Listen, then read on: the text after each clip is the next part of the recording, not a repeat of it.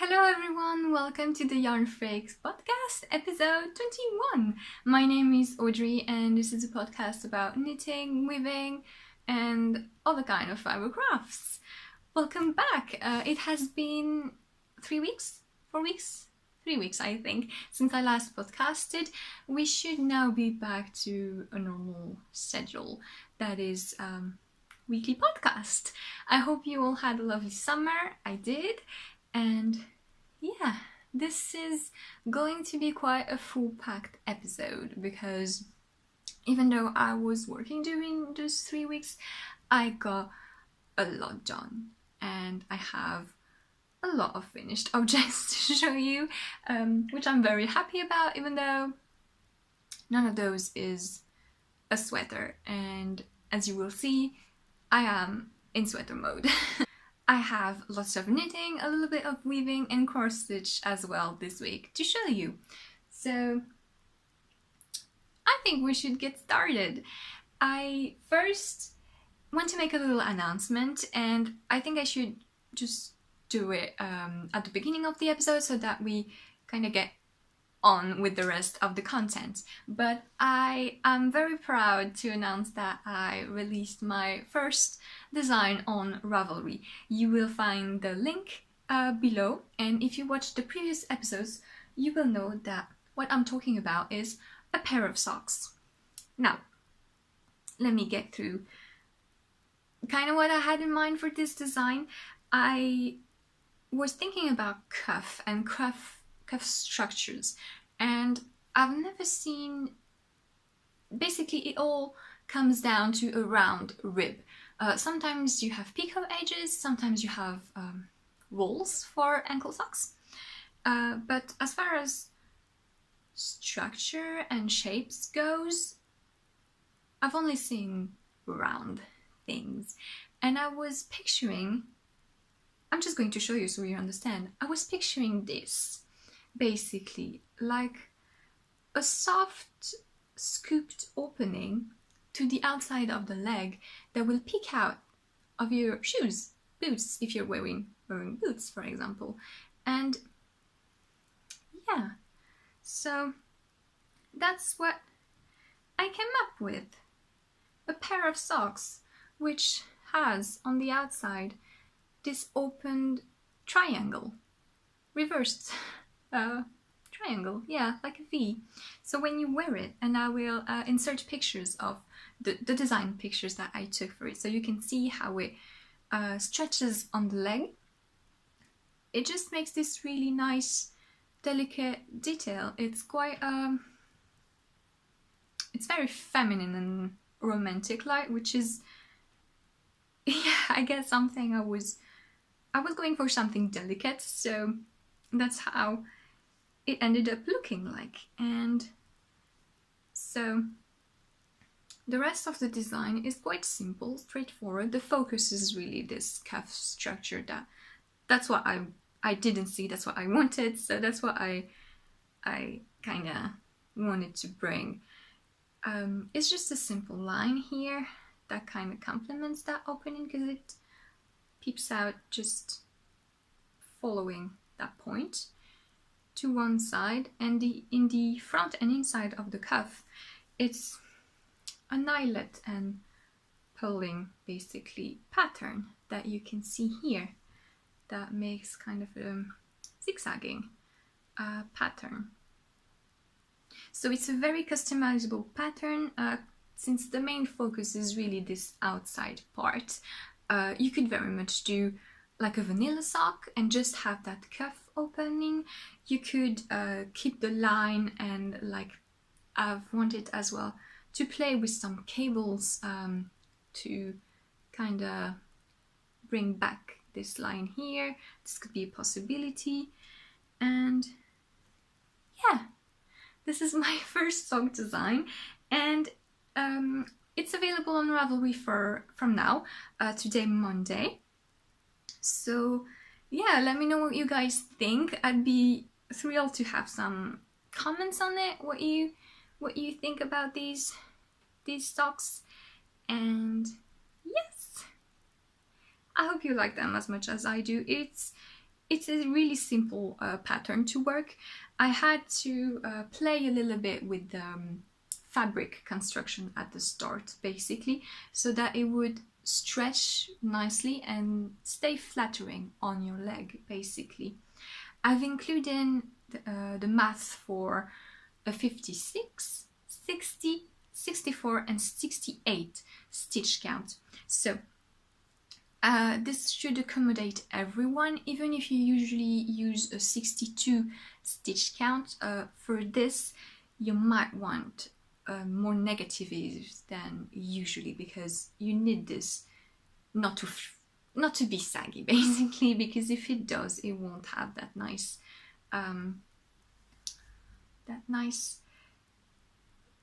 soft curve to it. So yeah, the socks are mirrored, so right sock, left sock, so that basically this stays in the outside. And I've included instructions for both so that you don't have to figure it out yourself. It's all clearly written in the pattern notes and in the PDF that you get when you get the pattern. So yeah, I'll put the link down below. And yeah, I don't know quite much what else to say about it. I got a pattern, it's there. If you like to make the socks, I'd be thrilled to see what you make. And even before any of that, I hope you like how they look.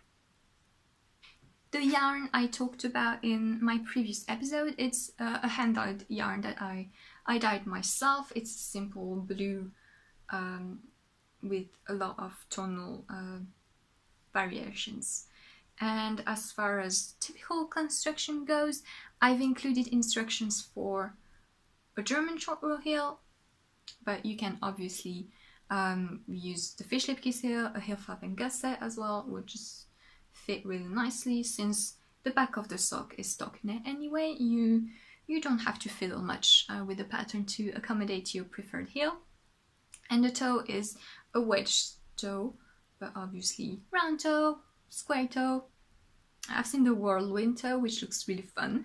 So yeah, basic recipe to get these nice cups. And with that, we get one of the FOs of the episode done. I finished them a long time, like 2 weeks ago, just after I last spoke to you. I think it took me like 2 days to finish them, and then I had to test the cuff for all the different sizes and to write down the pattern. So yeah, FO1 pattern available in the link down below. How many times can I say that?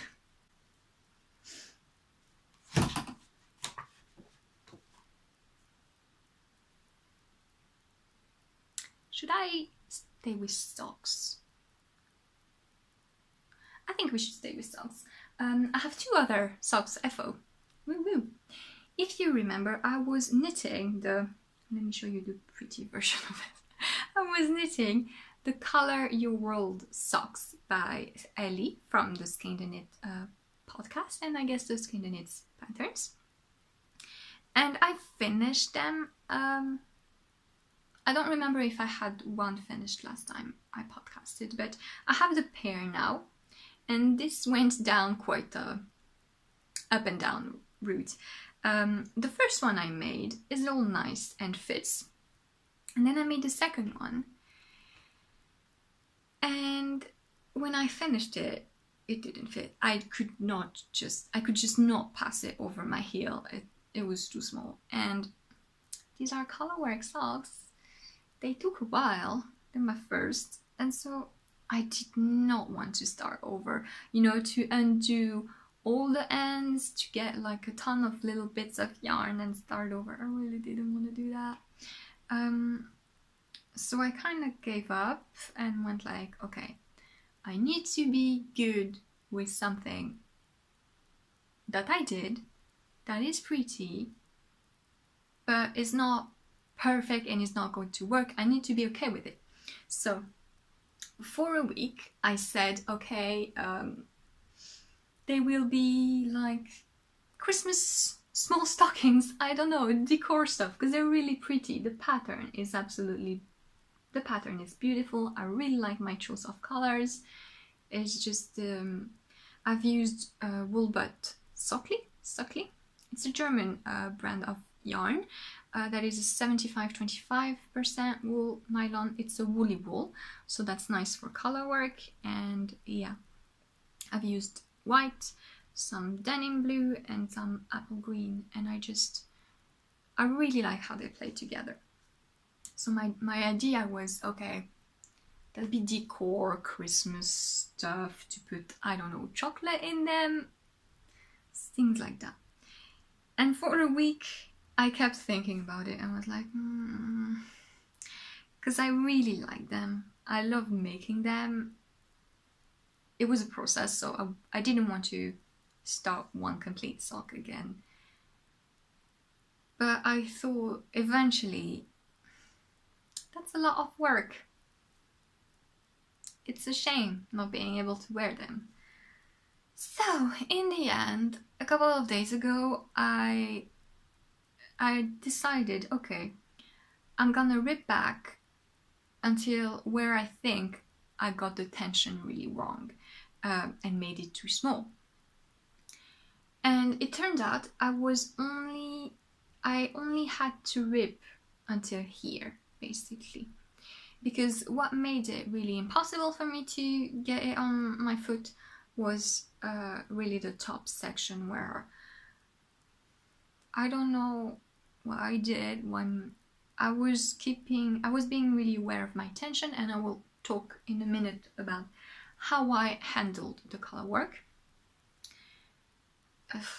I don't know, I had the sensation when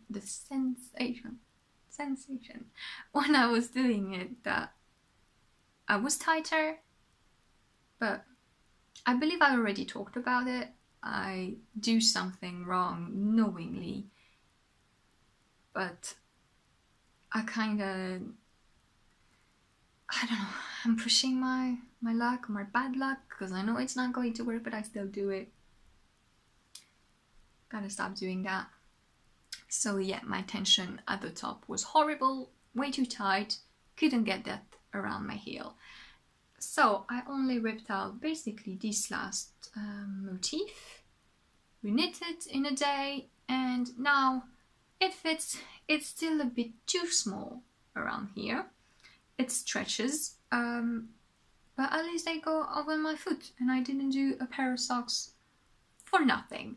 I'm not so, I don't know if I'm a process or a project knitter. I feel like that's a false debate in the knitting world, because you do whatever you like, and yeah, if you really want a finished product but you don't want to knit it, maybe ask someone else to knit it for you. Or yeah, I enjoy knitting and I enjoy knitwear, so I feel like it's 50-50, and I would have been really sad not being able to wear those, even though I enjoyed knitting them. I really like them, and it kinda, I feel like if I hadn't fixed them, I would have been a little bit unsure about doing all the other colorwork socks that I want to do, and there's a lot in my queue. But yeah, Color Your World socks by Skin and Knits. And so I am an English style knitter, which means my strong hand is my right hand, and I wrap the needle and drop it every time. I've tried to flick, which is when you hold the yarn over your index and you actually don't drop the needle and you just go like whoop, whoop. I can't. Maybe my finger is too small. I don't think so. I have quite a long finger. I can't do that. I can't place my hand right.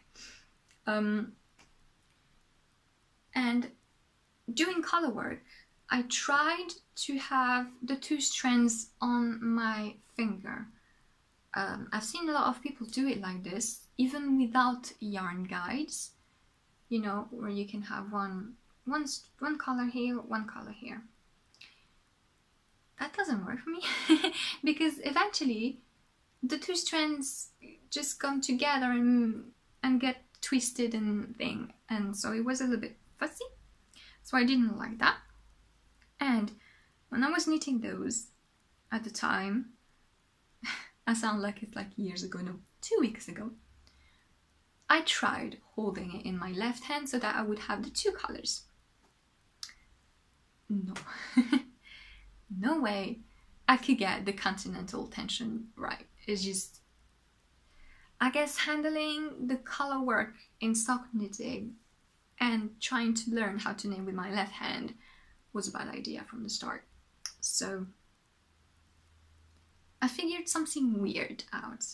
And you know, I learned Portuguese knitting a while ago to kind of relieve muscle pain when I do long stockinette bodice. I really like Portuguese knitting. It's a really great method to be switching to for that.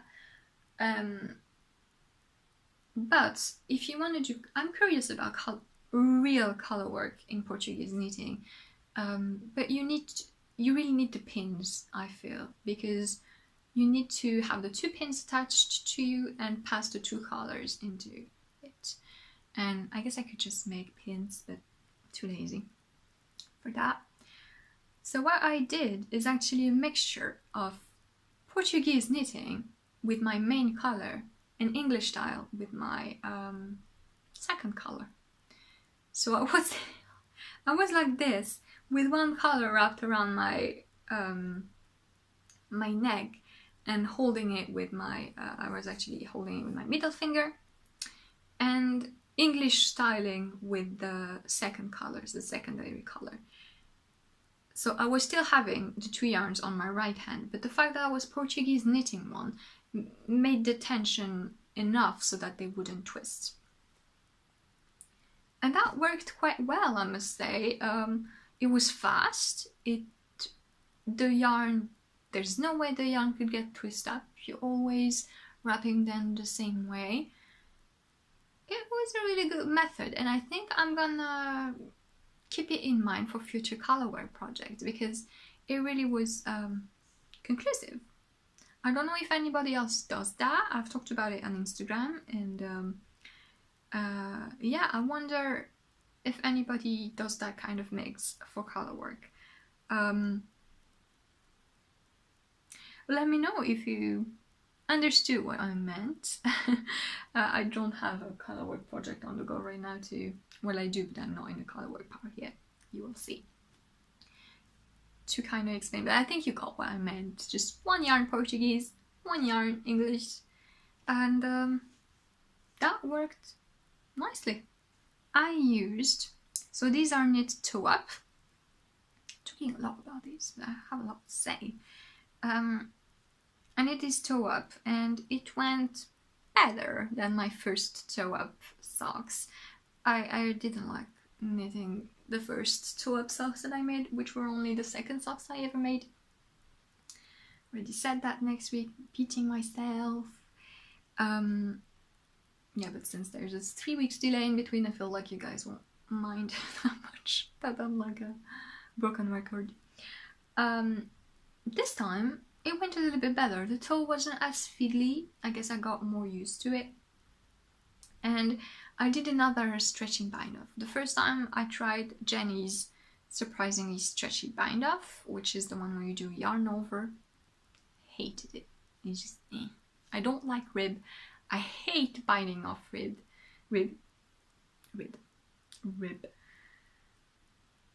Jenny's surprisingly stretchy bind off in rib is the worst. So I was looking for other stretching bind off, and I watched the simple stretchy bind off tutorial by Very Pink Knits, and yeah, it's much easier to do. I'll link it in the description down below. Yes, obviously everything that I talk about is in the description down below with links and everything. It's much easier to do, and it looks much better. It's not perfect because I'm a moron and I can't bind off properly. But it doesn't flare out like Jenny's surprisingly stretchy bind off do. It's stretchy. I like it. I like it. I also used it for a shawl that I'm going to talk about later. I like that stretchy bind off. I think it will be my stretchy bind off of choice. I'm going to learn how to do the sewn bind off, I think. I'm gonna see which one I prefer. But yeah, first colorwork socks. Actually a success. This episode is going to be 2 hours long. I'm joking, I can't upload 2 hour long episodes. I'm limited to 4 gigabytes of weight for the file. So. And if I keep talking about stuff like this instead of actual content, I'm not helping myself. My third finished pair of socks. Yes, we already are on the third FO.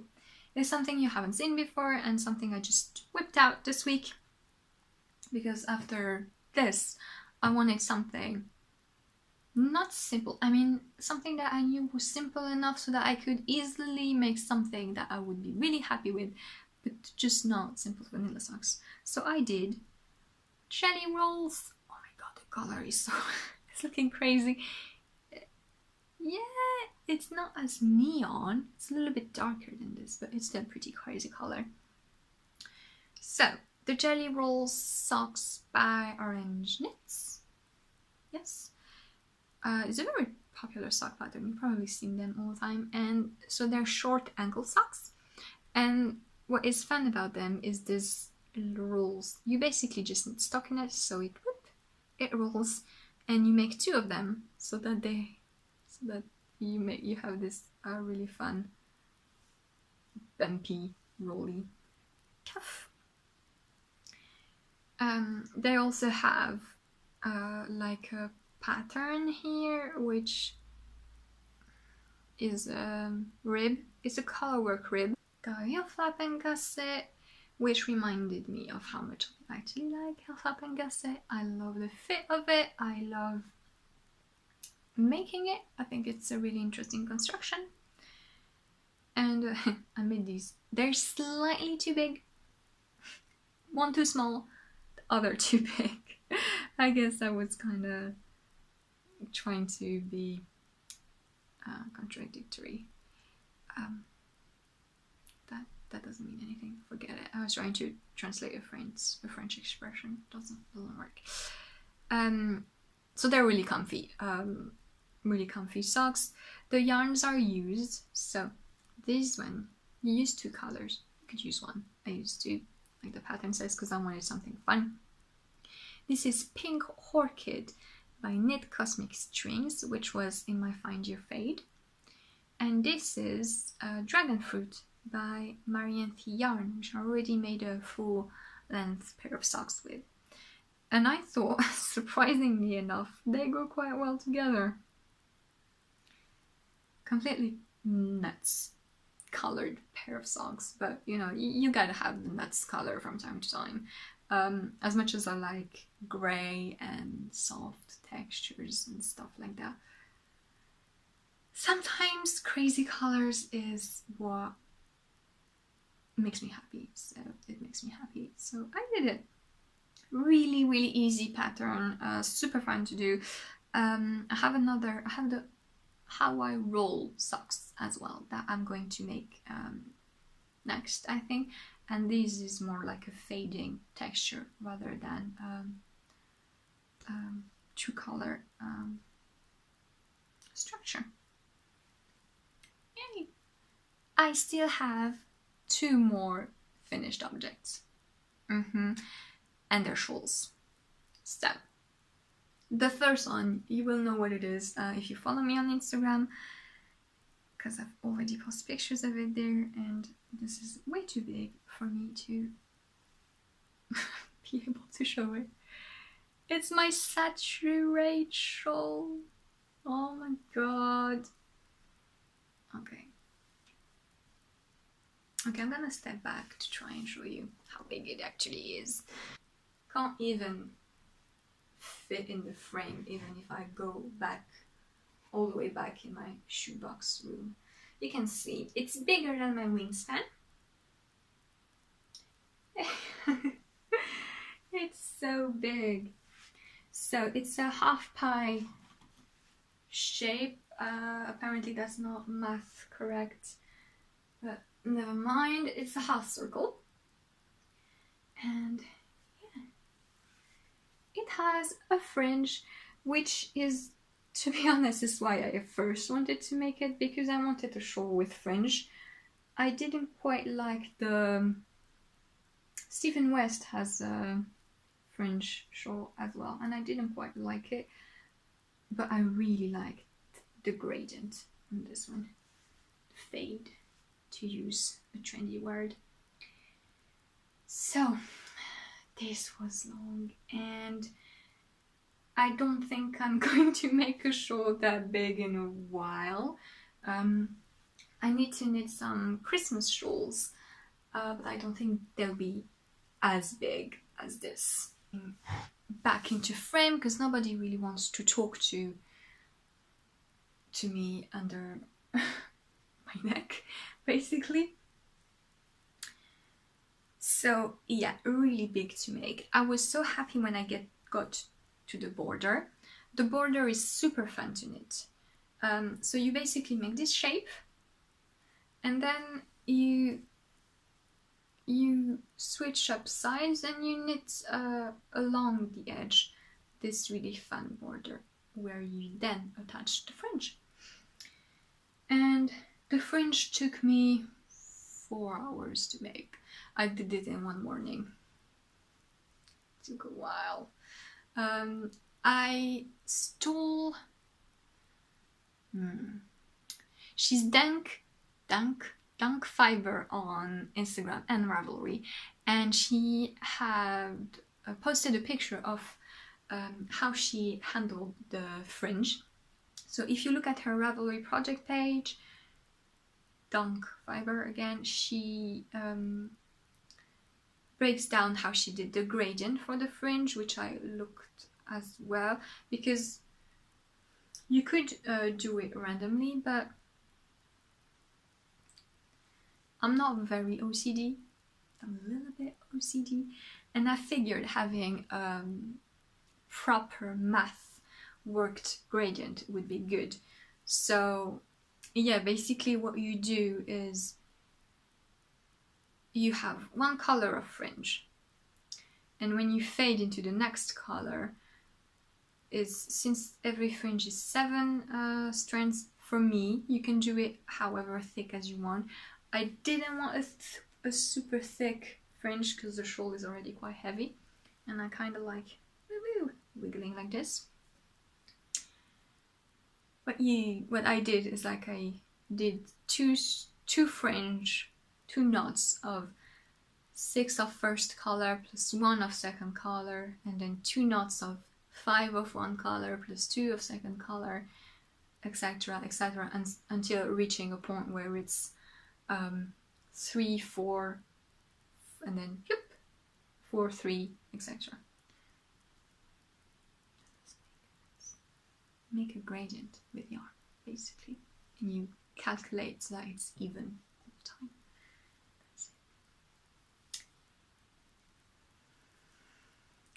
And I use a cutting board and a rotary cutter to make it so that it's even, which really doesn't matter, because when you're wearing it, you can never see if the fringe is equal or not, but it is. My phone's already running out of space. I need to buy an SD card. That's all. Yeah, what was I saying? I don't remember. It has a fringe, it has a ni-cord edging, which looks better now that it's blocked. The blocking went surprisingly fine. I don't have real blocking wires, so I used copper wires that I have for jewelry making to do it. It just looks a little bit meh where I cast it on here, but it's fine. It's a more traditional shawl shape. I don't know if I'll wear it a lot like this, because yeah, maybe at home, because it's comfy, but it's quite, it instantly makes me look like I'm acting in a historical movie. I actually like wearing it. You'd think it's too big, but it's so drapey that I actually can perfectly wear it like this. And it's gonna be really cozy and warm, and it's nice. If I want, I can stretch it a little bit so it gets on my shoulders. Yeah, it's nice. The fringe makes it totally. So one last time, the yarns I use are Hedgehog Fibers Skinny Singles in Teacup, Heyday, and then we have three, starting to get Scottish, hey? Three one of a kind color made by Black Elephant, and yeah, these three were one of a kind skeins that I got in her single space, and it's nice. Good, like a stylic, like a Greek statue. Enough. So while I try to fold this back into a manageable thing, my last finished object for this episode. How much are we on? 3 socks, 2 shawls. So 5 finished objects in 3 weeks. Pretty good. My last finished objects you never seen. I don't think I had casted it on when I last podcasted. It's another shawl, and it's the Wonder Woman shawl, and it's just fresh out of the blocking because I bound it off yesterday. You've seen it everywhere. It's the Wonder Woman shawl wrap, which is a wrap with the Wonder Woman logo on it, and I loved doing it. It was a quick knit. It took me probably like 2 weeks or so, and I was not focusing on it. It's mostly garter stitch, but it has a really interesting construction in order to make the shape, which involves a lot of short rows, which makes it really interesting, and the construction keeps you entertained. And yeah, I made it really fast, and I absolutely love it, because when you wear it like this, you just, you know, I didn't want it to be a disguise, to be like red and gold and scream Wonder Woman, but I really love the look of it.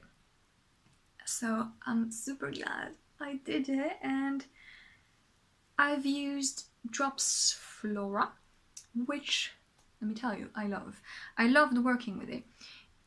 If you want an affordable fingering weight yarn that has a still a woolly feel to it, that is not like superwash, soft thing. Maybe it is superwash. I don't know if it's superwash. It doesn't feel like it. It feels a little bit more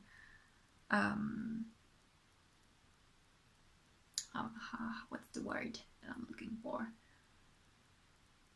Natural, pure. It feels a little bit more authentic.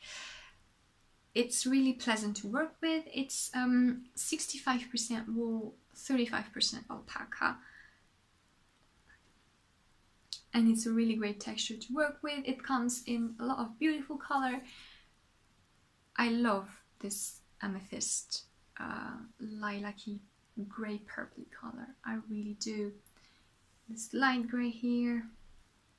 This was another thing. I specifically wanted it in those colors, in grey and purple.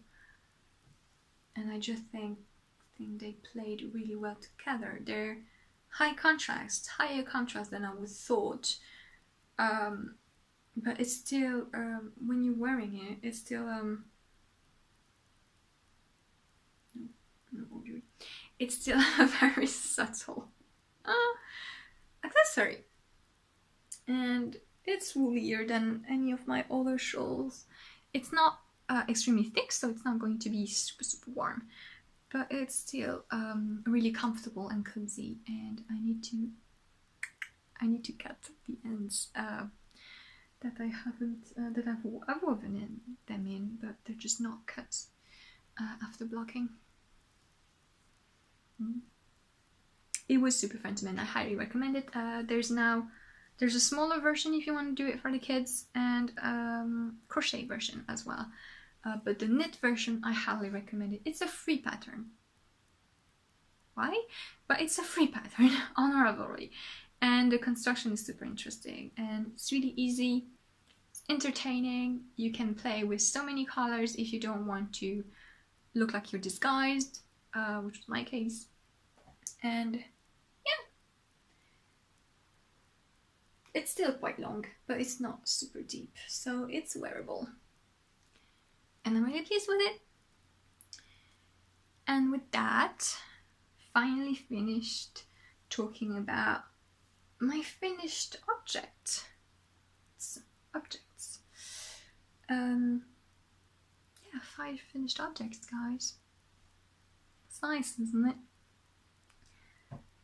I guess we can continue with whips. Whip. I never say whip because whip. That's all it makes me think about. And this is not.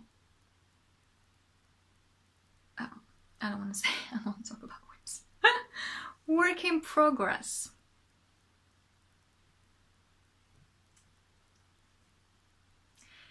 You've seen last time that I started. Oh my god. I started I don't know what's up with this week. I'm just so happy that I'm able to podcast again, and that I got this pattern now, and that I'm going to dye yarn for the autumn. I'm gonna have some new hand-dyed colorways in my shop that I'm thinking about, so I'm just a little bit back to work I love. I've started the Ola Yoke, which is a pattern by Ella Gordon, which is a gorgeous colorwork sweater. And last time I showed you, I was working on the body. You're working this sweater bottom up, so it's a lot of stockinette. And I finished the body, and that looks awful, but fear not, because when it's gonna be attached, it's gonna be okay. It's gonna be okay, I hope. I finished the body, which looks like it's awfully big, but it's actually okay, because it's gonna be attached and pulled up, and it's gonna be fine. I'm using again wool but Söckli, the same German yarn that I used for the color you wore socks, and this is a navy blue. So the body is done, and I started the sleeves, and I haven't done much work on it because I wanted to try and do the sleeves 2 at a time, because I figured it's so much stockinette in dark color. It's gonna take me forever if I do one sleeve and then if I do the other sleeve, and at the same time doing them at the same time means that they will be exactly the same length. So I don't really have a project bag. This is a tote bag from a fabrics shop. So let me grab the sleeves in question. I didn't do much progress on it because I put them, I've never done 2 at a time socks or anything, so I've put them on the same cable needle, but I only had an 80 centimeters cable, and I was a bit fiddly. That was already too short at the beginning of the sleeve, so at the cuff.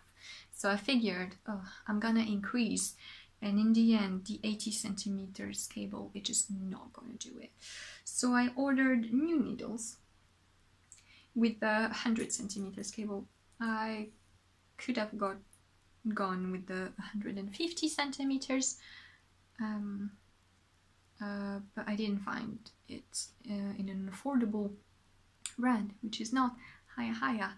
So I got KnitPro Zings, and I love my DPNs by KnitPro Zings, so I figured, I'm gonna try the KnitPro Zings circulars. So I did. Anyway, 2 at a time sleeves. I have first done the cuff, which is a very long cuff, but when it's stretched on my arm, it's gonna look alright. And now I'm doing the increases and the stockinette of the sleeves.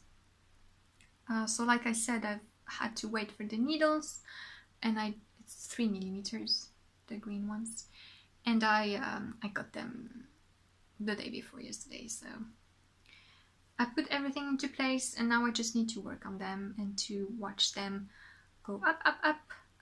It's really comforting to know that once I'm done with it, I'm finally getting into the fun part of the sweater, which is the colorwork yoke. And I can't wait to do that, and I hope that next podcast episode I will have something like that to show you. I don't know, because since now I'm gonna be podcasting weekly again, I kind of forgot how much knitting I can do in 1 week. So definitely we won't have 5 finished objects every podcast, but if I could get this colorwork sweater into the colorwork part, that would be awesome, because I also want to do a Marius cardigan for a knit-along that Ellie from Skindernit is hosting about the Marius Norwegian patterns. And it's gonna be the same thing. It's gonna be bottom up, stockinette and sleeves and body.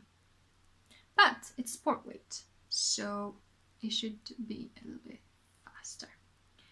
I hope so. The knit-along started on the 1st of September. I didn't cast on at that time because I feel like if I start another stockinette body, I'm gonna implode. I really don't want to do that. So yes, I'm waiting to get along with it to start the Marius cardigan. Hey. Something I did while knitting the body of this Ola yoke is I tried again continental knitting because at work I was lifting heavy things and kind of hurting my wrists and stuff, and I didn't want to hurt to get pain in my wrist again and to hurt my elbows, because I get pain mostly here in my elbow and in my thumb. So I decided that I would just try, take the time, even if it's boring, even if it slows me down, to go yet again into another knitting style. Eventually I'm gonna know how to knit English, Portuguese, continental. What am I lacking? Flicking. I'm lacking flicking. So yeah, I tried the continental knitting style, and well, it kind of works. I am slow at it. I'm still missing some stitches. I need to look at it really intensely, but at least I'm getting the tension right. I think what I was doing wrong is that when I crochet, and I used my I tensioned the yarn on my left hand to crochet, my finger is far away from the work because I'm holding the work and I'm going with the hook to grab it. And that didn't work with knitting, obviously. So now I'm keeping my finger really close to the work, tensioning the yarn around it and around my pinky. But then what happens is that the yarn keeps going above the needle, and that's a little bit annoying.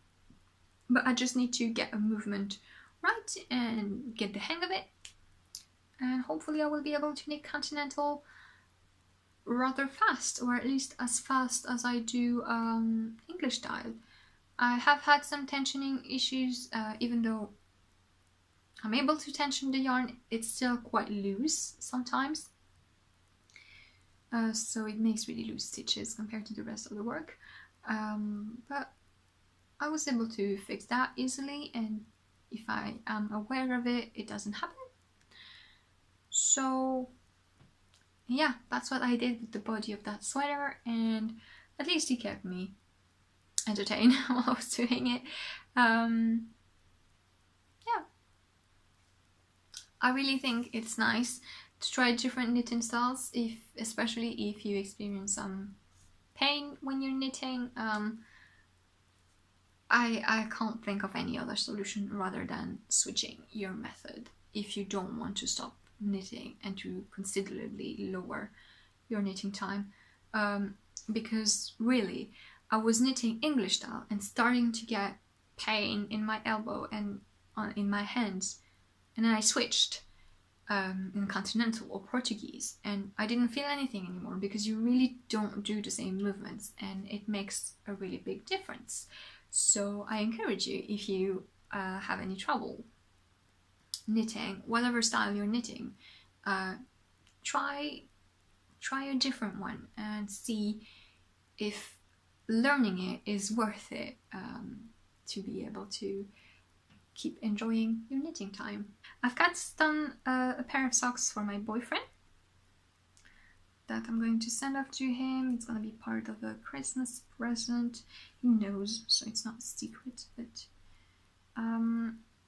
yay. It's not as bright. Don't worry, it's not as bright.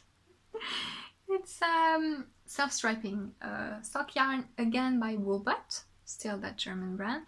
It's the Arosa. I suppose that's how you say it.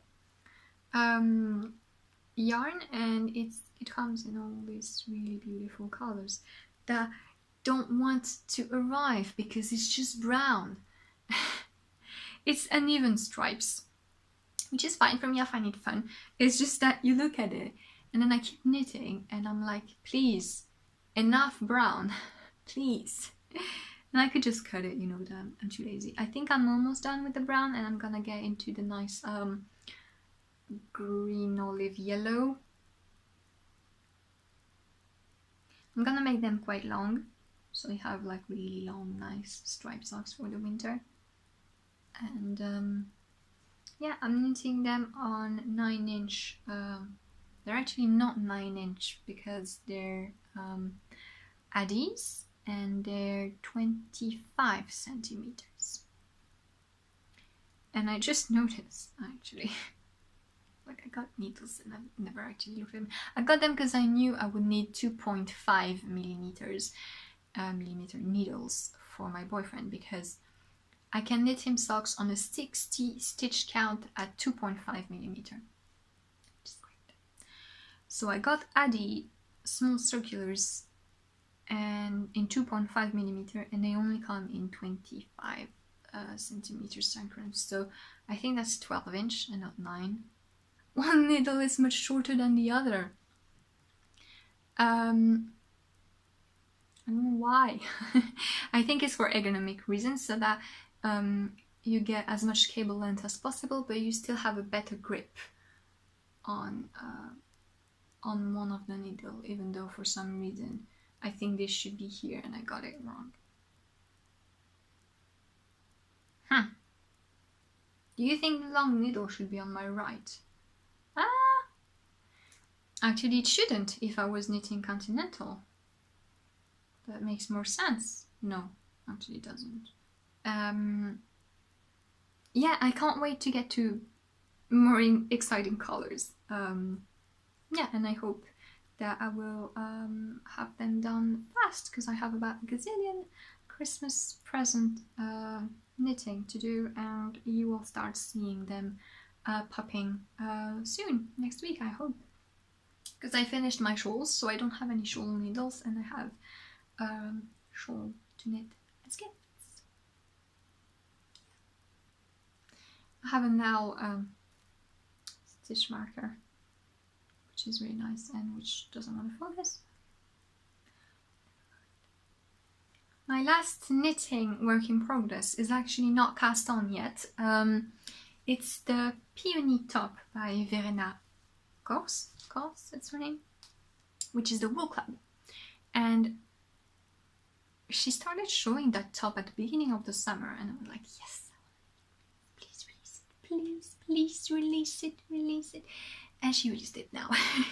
So I've already had the yarn, which she designed. This is a summery tank top with a lace border at the bottom, and it's beautiful. And it's using, let me fetch my skein. It's using Linomuka, which is a linen yarn. I believe it's Lithuanian linen, which you can get at Woll Berlin. Woll Berlin, blurred, but still. And they have like a ton of different colors. They're really pretty. And I've never knitted with linen. I've woven with linen, and the linen I was weaving with was cobweb, a really fine cobweb, and it was really unpleasant on my hands, so I wouldn't think of knitting it. But I did want to try knitting with linen for summery tops, because I have a bunch of really cute t-shirts and tank tops patterns that I would like to make, and I can't knit with cotton because I don't like, for garments at least, I don't like that it doesn't have a shape. So I figured I need to find a linen that is nice, and this is a very nice linen. It's not as hard on my hands as I feared. It's still not as soft as some merino, but you know, if you knit with a rustic yarn versus you knit with linen, it's kind of the same thing. So this top, since I never worked with linen before, never knitted with linen before, I did a sample, did a swatch.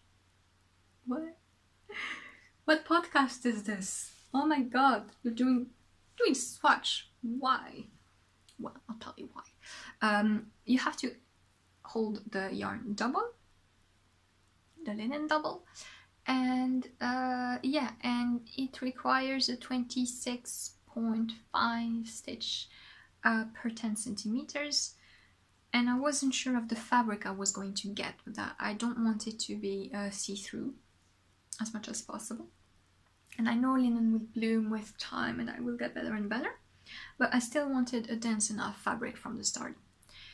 So I swatched with 3mm, which is what the pattern called for, and this is a little bit too much see-through for me, and I'm slightly above gauge. What I mean above is that I don't have enough stitches. It's too big for me on 3mm. And I still knit it quite tight, so I think Verena from the Wool Club knits really tight. So I was clever and I thought ahead, since me not wanting to swatch ever, I swatched with the second needle size that I had in mind at the same time, and this is what the 2mm gave me. Right on gauge. Not 2mm, 2.5mm, sorry. I'm right on gauge, and the thing is, you need a needle size for the body, and then you need a smaller needle size for some sort of neck and armholes finishing touches.